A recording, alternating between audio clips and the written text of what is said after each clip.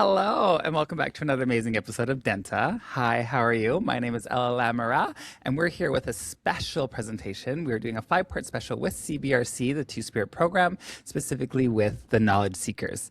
And today I have a fantastic, beautiful guest with me, Quinton Delorme. Hi, how are you? I'm really good. How are you?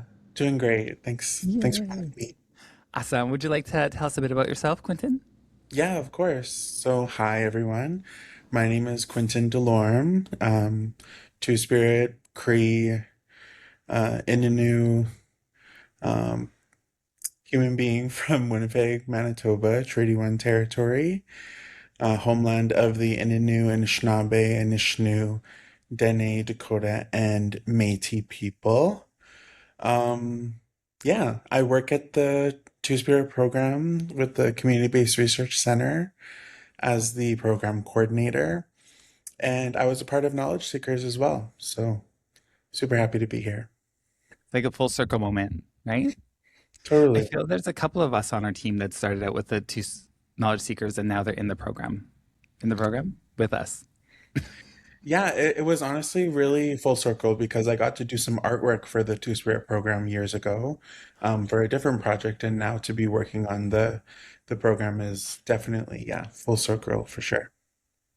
Just to Quinton's horn a little bit, he is actually an amazing artist as well. And we created a magazine. Well, they were part of the group that created the magazine with her wage product, and it is available on the CBRC website right now. So you should check it out, and you can see the work we've been doing and some of the artwork that Quinton has created. He also does commissions. Just kidding. I don't know if he does or not, but maybe. Yeah. Hit me up. I'm always open to a That's DM. right. You will listen. Don't know if you'll accept, but But hit me up. yeah. Amazing. All right. How can you tell me a bit about your experience with Knowledge Seekers? You just said that you were in it, which is awesome. But tell me a bit about the Knowledge Seekers and what is your highlight of being a part or being with the group this year?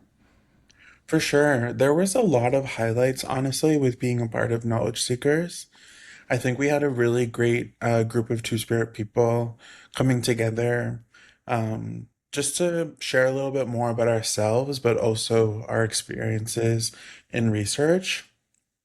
For me, one definite highlight was our conversations around quantitative and qualitative research. I think a lot of times when you hear those words, it can sound kind of like research jargon. And for a lot of community members, it might just like completely go over their heads.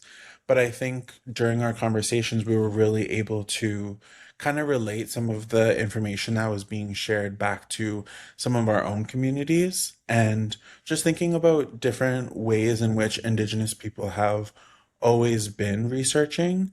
Um, I like to think of, Indigenous land-based knowledge indicators as like just as valid, if not like more um, appropriate uses of data collection when it comes to researching Indigenous communities.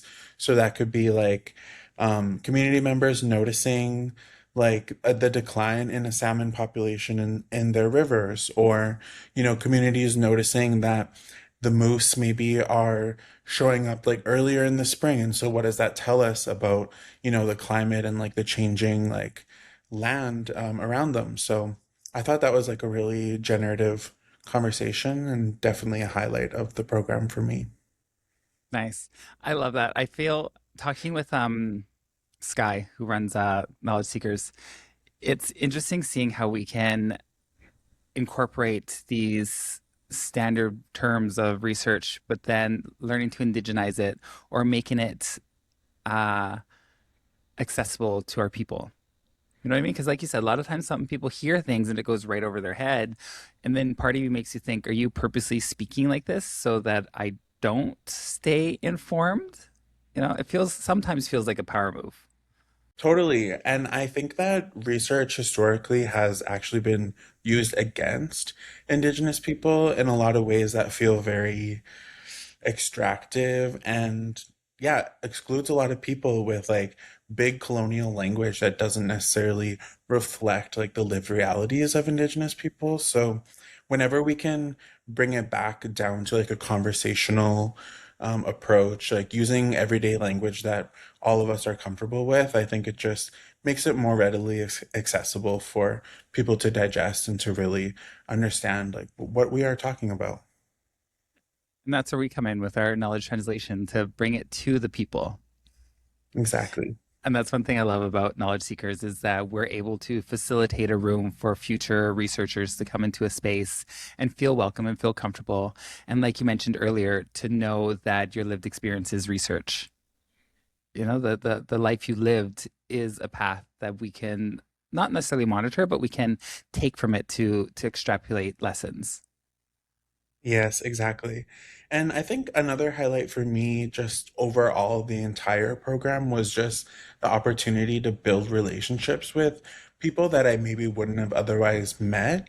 And I think once we actually like can create those like meaningful relationships across Turtle Island with like different Two-Spirit people from different nations, it really allows for like more of those stories and more of, that personal research to come through and to just like continue learning from each other.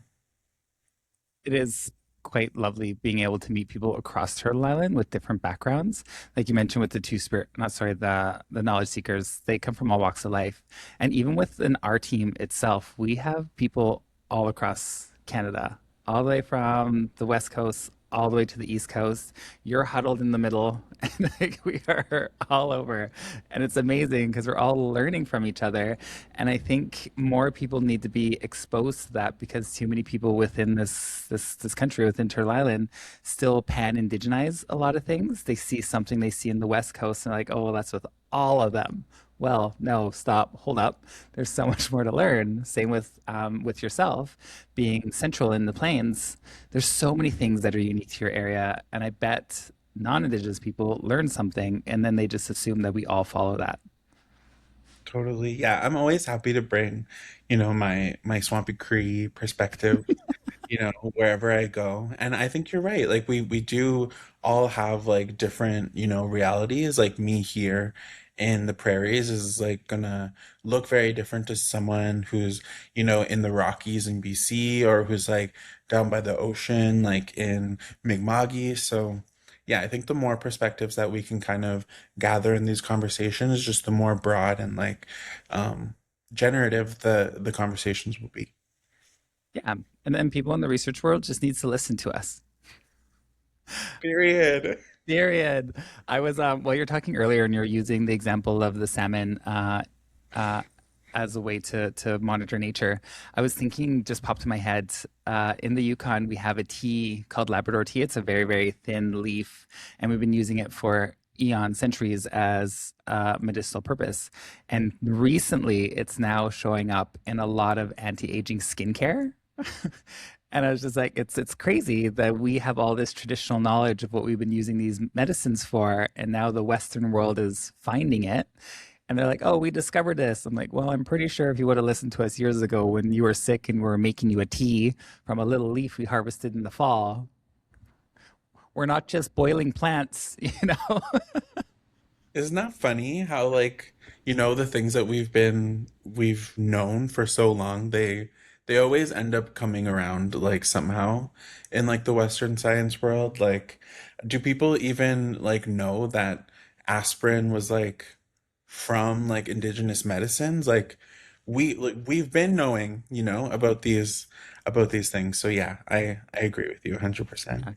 Think how far medical advancements would be if the doctors came here and listened to us instead of kept giving lobotomies out. No, seriously. And worse. Ugh. Yeah, exactly. All right, let's pivot a little bit. How do you think Two-Spirit people can prioritize mental health? That was a huge jump, but we're here to talk about mental health with you all, and I should have prefaced that at the beginning. So let's just dive right into that subject. Yeah, for sure. I mean, that is like such a big question. And I think there's so many ways that, you know, we can think about this question. But I think for myself, as a two-spirit person who has had to navigate their own mental health in so many different aspects over the years. I think one thing that like keeps coming up, like a common thread that I always kind of go back to, is this idea of creating your own boundaries to protect yourself. And I think that can be one of the hardest lessons for Two Spirit people to learn. And it's something that I have not mastered myself and something I continue to try to work towards, all the time. But I think when we as Two Spirit people can kind of create like a safe environment or a safe world around us, we know innately what feels good in our space. We know how we want to be treated. We know the type of people that we want to keep around. And so sometimes it can be easier. Sometimes, you know, you're in an isolated community where you have no way of getting out. But I think just like finding the small ways that you can create those boundaries to just protect your own peace is a huge, huge step in, you know, prioritizing your mental health because ultimately no one is going to do that for you. You have to be the one to protect your peace, protect your energy, and just, create those boundaries for yourself so you can prioritize your mental health.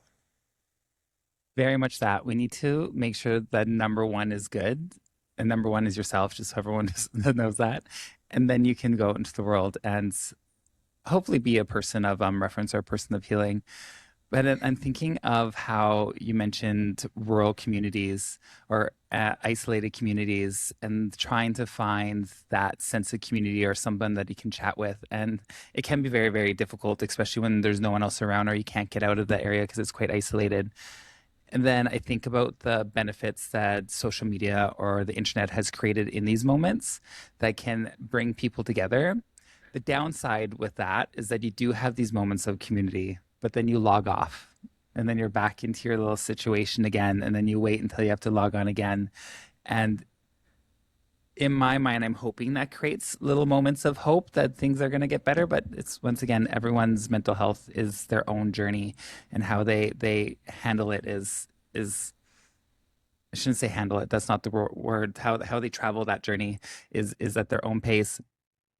And hopefully, with us as a Two Spirit organization, where we're creating these resources while talking with people outside in community to get their stories, is able to create something that can help them along their journey.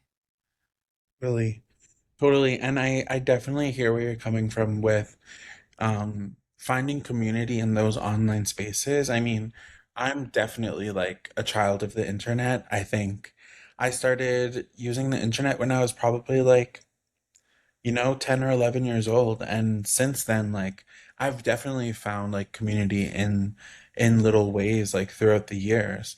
And I think it's like such a balancing act, of like finding community, like, finding like content creators or people that are out there who just resonate with you, who are talking about things that maybe you don't have anyone to talk to about.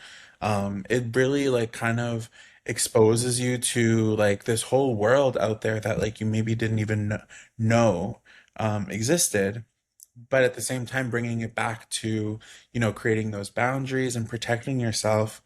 The world is becoming an increasingly scary place, and so I think the more tools that we have to protect ourselves online, especially those who are younger, like the youth who are however old, like just entering these online spaces. Yeah, really, really understanding how we can protect our young people while they like choose to find themselves in these online uh, spaces. And just bringing it back to, some of the research, 32% of Indigenous young people say that they find community on social media or online. And I think what we're seeing right now, especially in this digital age of social media, is Two Spirit content creators such as yourself, drag artists who are, on TikTok, who are doing podcasts, and, Two Spirit people that are really like coming into their own and sharing their journeys online, I think it can be a really important and like beautiful way for people to see themselves represented in a way that they maybe haven't seen themselves before. I 100% agree with that. And then when you're talking about online content creators, even though TikTok can be a crazy, crazy place, I found TikTok to be such a refreshing platform that really heightened Indigenous comedians. You know, especially during the pandemic, all these like little Indigenous skits came out. And sorry, there's a bug. That just like makes you knee slap laughing while you're just like sitting on a bus or something. So good. Totally, yeah. I'm not really a content creator myself, but I do find myself, binging some of the Two Spirit TikTok accounts and just yeah, I'm eating it up. I love it. Yeah, fantastic. I love seeing, like, you see bits of yourself in these skits. You're like, oh, I've been there, or oh, I know that person. It's just so great to see. All right, you mentioned earlier that you were online at a very, very young age, and we need to create resources or make some resources accessible for these younger people to be able to navigate that online space more in a safer way. What advice would you give your younger self to protect your mental health if you're navigating the social media space? Mm, that is a really good question. Um, I feel like I'm still kind of in that in between phase of life. Like I'm 27, so I'm still pretty young, but at the same time, I have had enough like lived experience to really like know who I am. And when I reflect back on who I was when I was a young person, like a teenager, just like online figuring out who I am, I think something I would tell myself is to stop trying to fit into a box that was never made for you. A lot of times I think I I saw things, whether it was on the internet, whether it was on TV or in movies and magazines. There's always been kind of this like standardized or like idealized image of like what is the beauty standard, or like what a gay guy is like supposed to be and whatnot.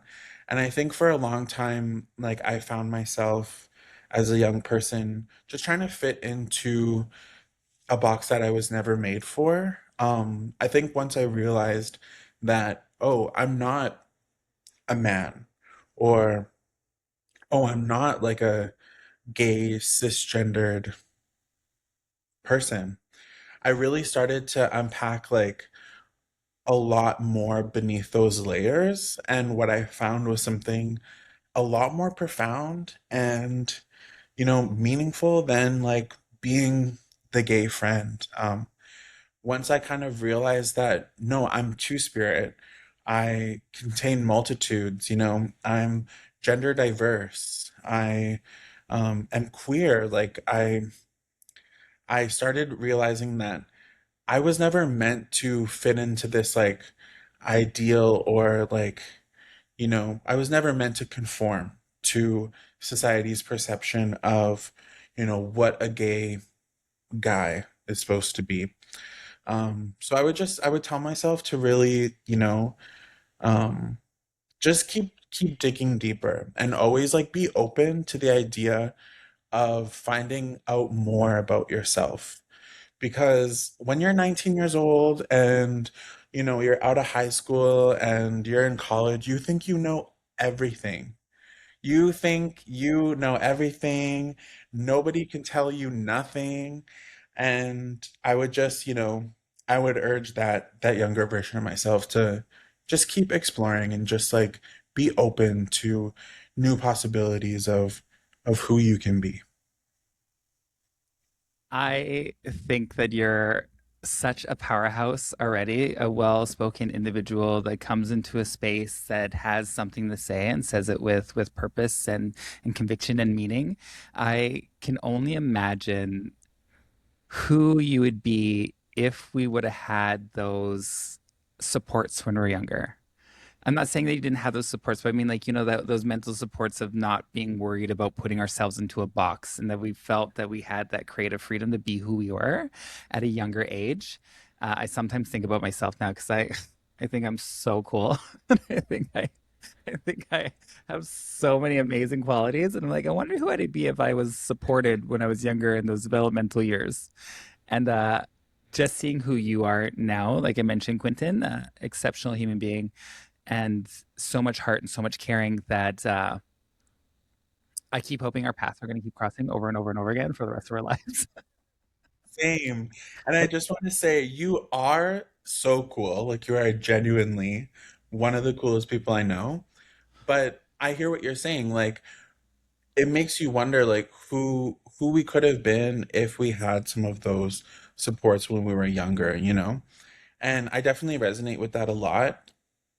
I had a decent amount of supports, like, compared to what some like two-spirit young people, may or may not have growing up. But I think the more like we can build on those like foundational like building blocks of like networks of support and just, yeah, like understanding like our mental health, I think just the more room it gives you to like blossom and to like be the person that you're meant to be.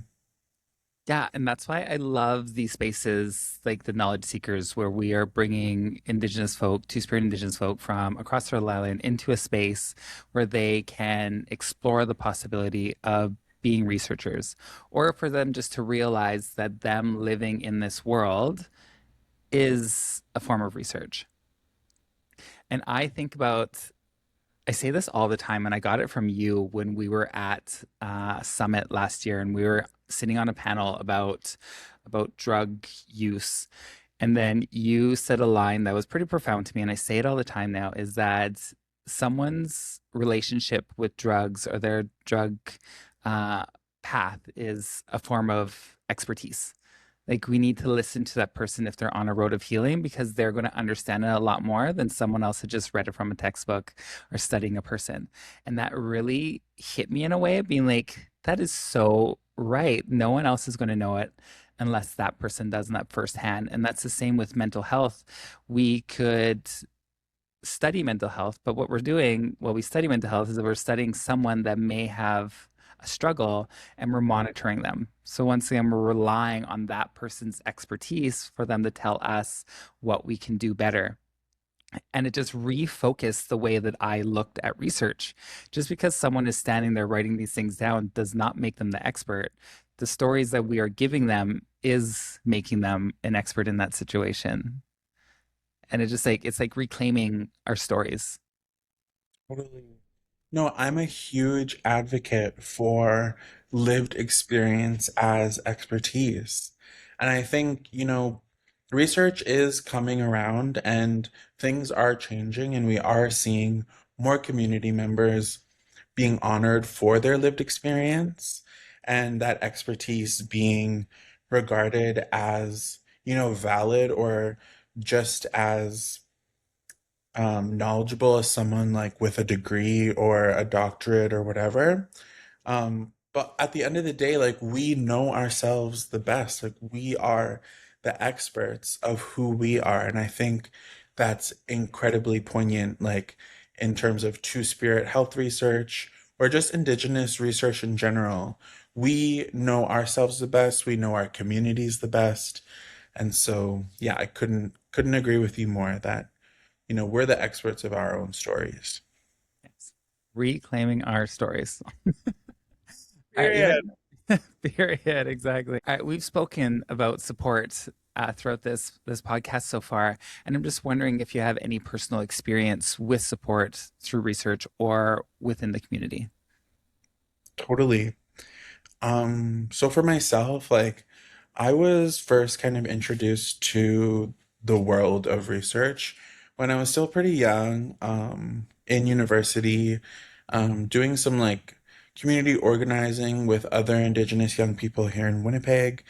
And honestly, since then, I feel like I've been immensely supported in my journey. But I think what really drew me in towards some of that community organizing that was happening was just the genuine level of support that people have for each other in these spaces. And community organizing, I think, can be very broad and it can look like very different depending on where you are. But I think Indigenous people specifically, especially those in urban centers, have figured out a way to support each other that is almost essential in our survival. Um, I don't think I would be here today, talking about these things, having this conversation with you if I hadn't been supported by my Indigenous community members here in Winnipeg every step of the way. Whether it was in research or in organizing or, in different jobs or roles that I've held at different organizations, I think at the core of the work that we do truly is building like meaningful, lasting, like sustainable relationships. That's really like, at the core of a lot of our teachings, like across different nations, is this importance of kinship. And not just kinship, in a way that maybe benefits you in the short term, but like a long-standing, like rooted, like network of support. Because ultimately, like, we don't do anything alone, you know? Like, you can write as many papers, you can get published as many times as you want, but none of that work ever happens like alone. We always like are supported like every step of the way. And that's why for me, like whenever I see like an opportunity to support like community initiatives that are going on in my city, or um, if like even just like reposting or sharing something online that I see to my followers, I think at the root of everything we do, building those relationships is like key to making like the genuine like meaningful heart work continue. Definitely, it's all about the relationality of it all, the connections that we make within life that are going to help support us all in essence. And sometimes we don't realize that support can be the tiniest little thing, as a little hi down the street or a little smile, and you're like, oh well, that's good. And it can be a lot more intense of helping someone get to a place that they need to be. How can our communities better support loved ones when they're going through a mental health crisis? That's a really good question. I think there's lots of ways to support someone who's going through a tough time with their mental health, whether they're a friend, a family member. Um, Honestly, I just keep going back to this word of genuine. Like, what does genuine support look like? Sometimes it means not having all the answers. And I think that's okay, especially for those of us who want to support our relatives. We might not understand fully what someone is going through. We might not like have all of the terminology to understand different aspects of mental health. We might not even really know why this person feels this way. But I think what's more important than trying to understand why is just a genuine love and support and saying, hey, I might not know what you're going through. You don't even have to tell me, but I just want you to know I'm here for you and this is how I want to show up for you. And that, like I said, can look different in so many ways. Um, I think one thing that I'm realizing as I get older is it's really easy to say to someone, let me know if you need anything, and then, dipping out. I think a lot of times when someone is going through a mental health challenge, those words like, let me know if you need anything, can kind of go in one ear and out the other.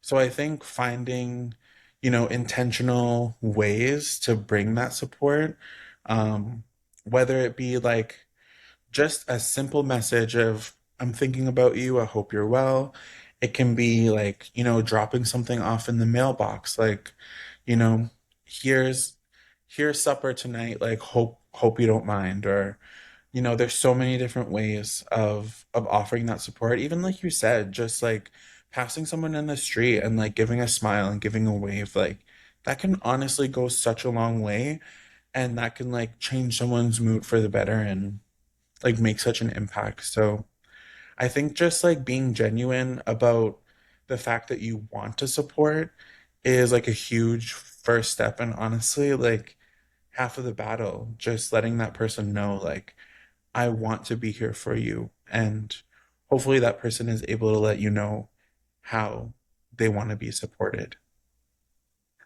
I love that you use the word genuine because you can feel the authenticity when someone wants to come and help you.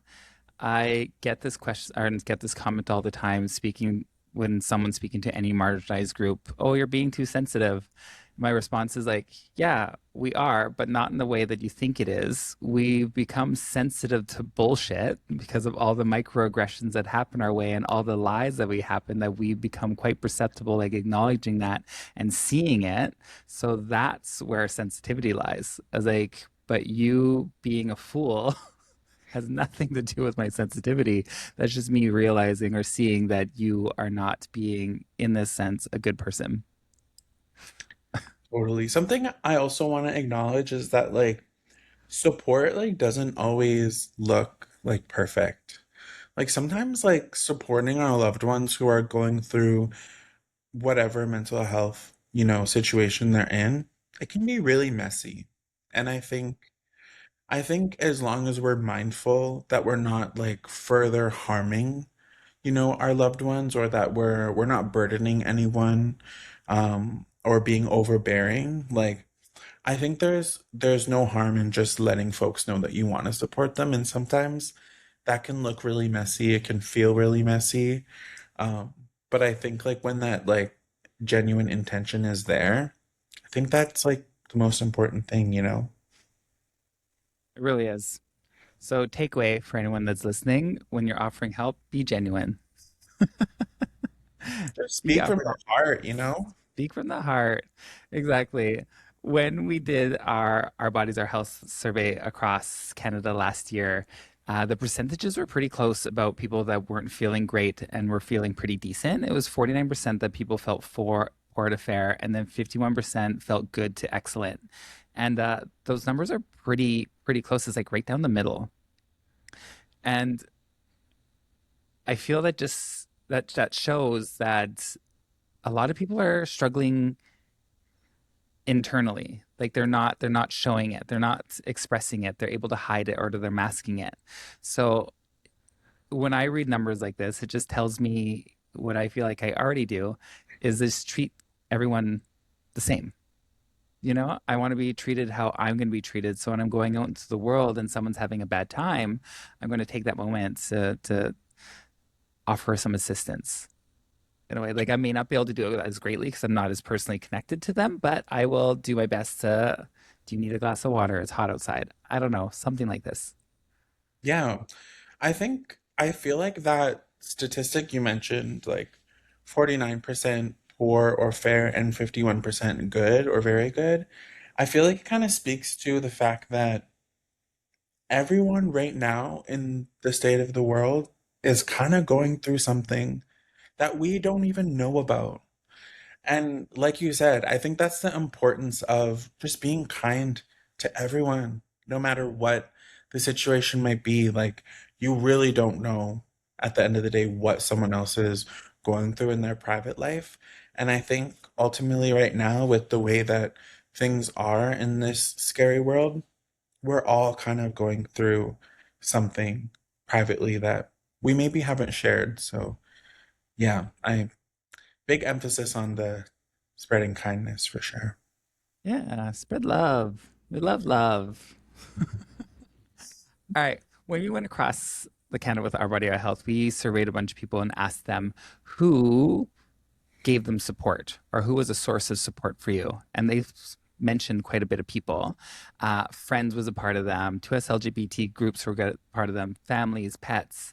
43% said sexual romantic partners.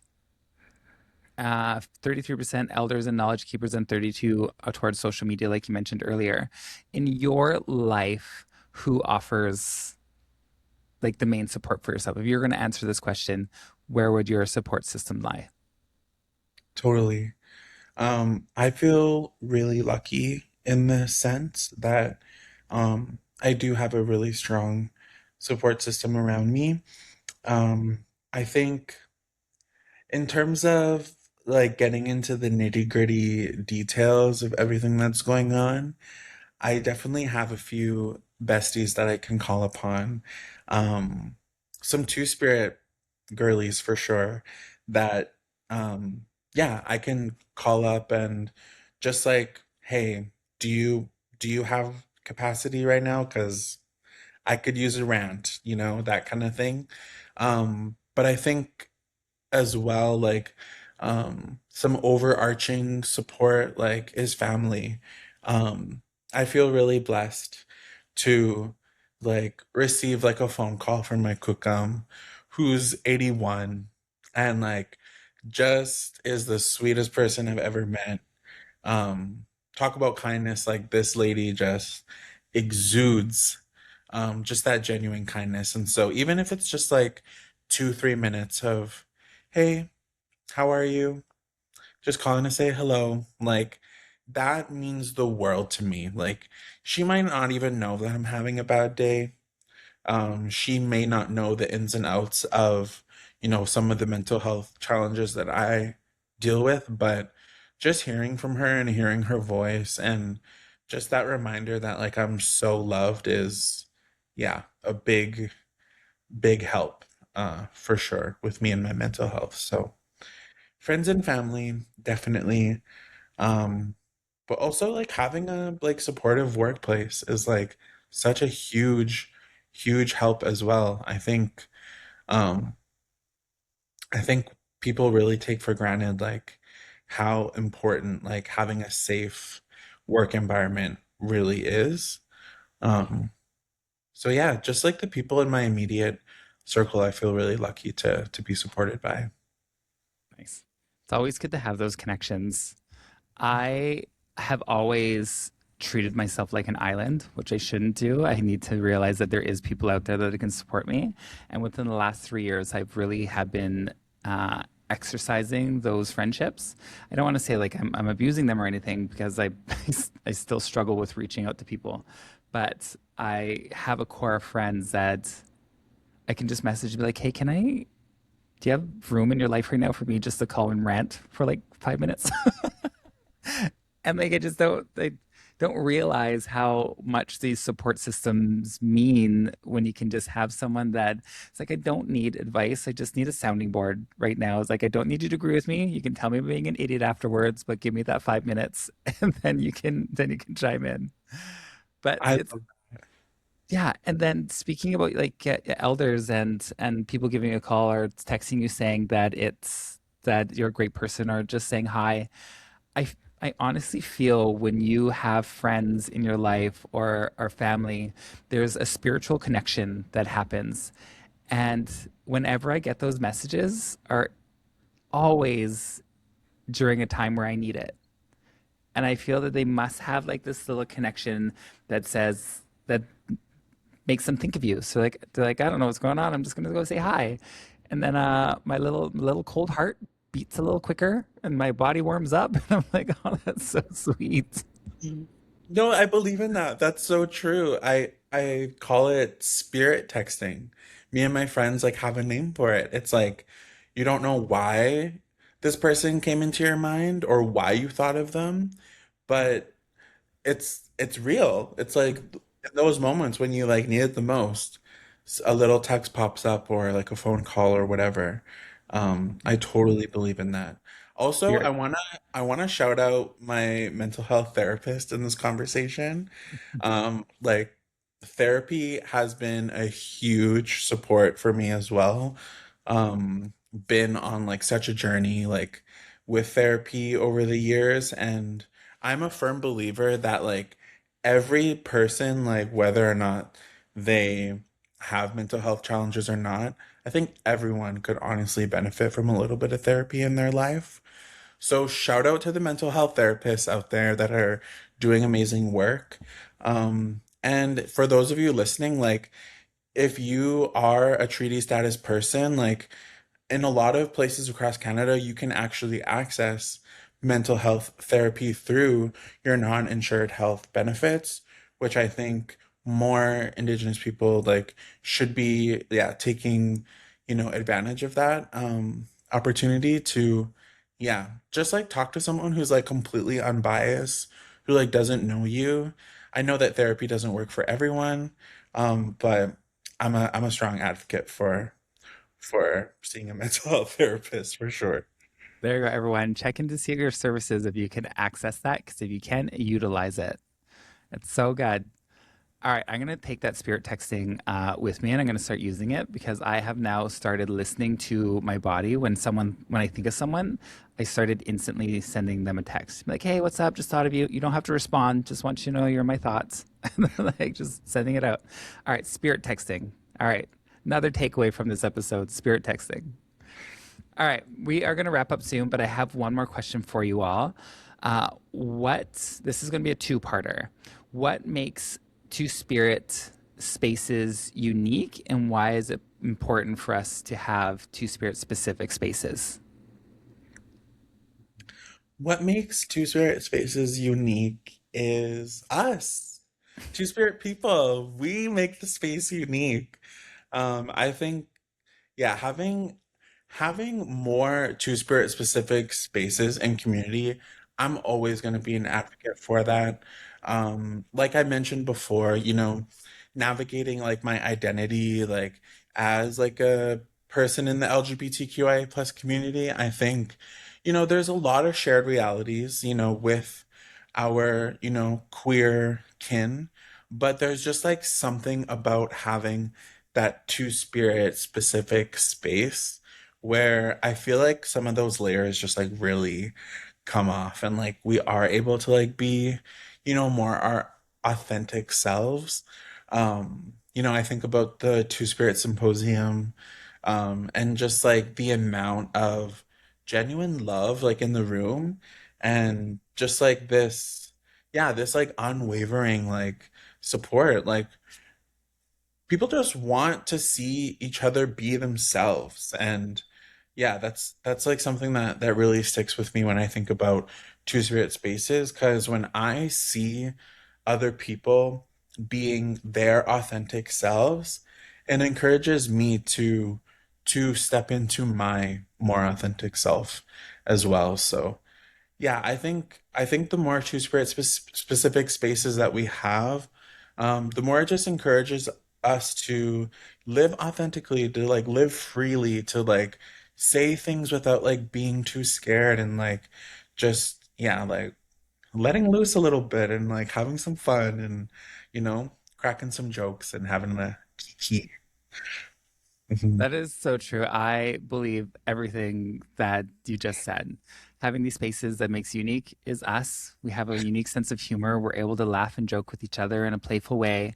And then having a specific space, just like the symposium that we had, it's eye-opening being in a room with just all two-spirit queer indigenous people.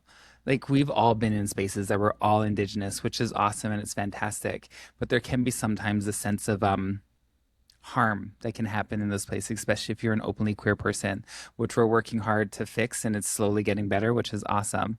But being in a room that's just two spirit people where we all have almost similar intersecting personalities, and then our lives parallel each other in some ways. Never the same, but we have experiences that can be similar. And I Totally. just think that us together in those spaces is how we create growth and change because we're learning from each other, not having someone else tell us how we need to live.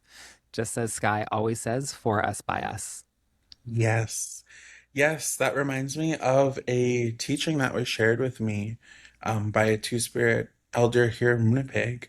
That one of our kind of responsibilities or roles as Two Spirit people is to bring our community members back to the center. And I really see that happening when we can exist in these two spirit specific spaces. I think we bring each other in a way that like is really authentic and also allows for ceremony to happen. I think, ceremony is a huge part of this conversation as well when it comes to, navigating our mental health, to finding community, to being our authentic selves. I think when we have these two spirit specific spaces, it really allows for, ceremony to happen in little ways that we might not even notice, but we feel. And yeah, I'm all about like being in those spaces with my two spirit kin. Nice. Let's keep making those spaces. Let's keep being Yeah. those people. Yeah. All right, Quinton, I had such a great conversation with you. And if we had more time, I feel like we could just talk for hours. Like this is a full-on anti-kiki that's happening right now. And it's beautiful and it's fantastic. I already knew that you are an amazing powerhouse of a human being, but having these rare moments where we can just sit down and chat with each other really solidifies how cool you are. And I hope that you just keep being this amazing rad person. And uh, yeah, Monday I'm gonna have to either make it out to Winnipeg so we can chat and hang out, or you're gonna make it to BC somehow. It's gonna happen. Our paths are gonna cross, not just virtually, but I hope. Seriously. Yeah. Yeah. I'm so grateful for you in this conversation. So thank you. And please come visit me sometime. Perfect. All right, Quinton. I hope you have a great rest of your day. If anyone wants to watch these episodes, they're going to be on all of the CBRC. Well, it's going to be on CBRC's website, but follow CBRC on social media because that's where the episodes will be advertised. And Quinton, I hope you enjoy the rest of your day. You too. Bye See bye. ya. Okay.